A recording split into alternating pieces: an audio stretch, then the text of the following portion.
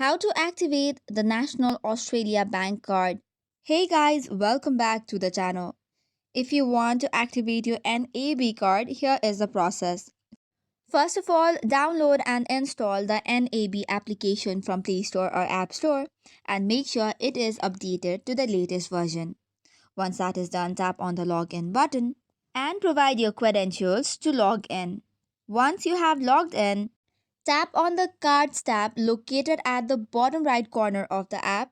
Then after you can review the list of cards available. Tap on the card labeled as not activated. Then tap on the activate card option. Enter the last 8 digits of your card which is found on the card itself. Then set a 4-digit PIN and re-enter the PIN to confirm. Once that is done, you will receive an SMS security code on your registered mobile number. Enter the code in the app to complete the activation and you're good to go. So that's all for today's video. For more such contents, do not forget to hit the like and subscribe button.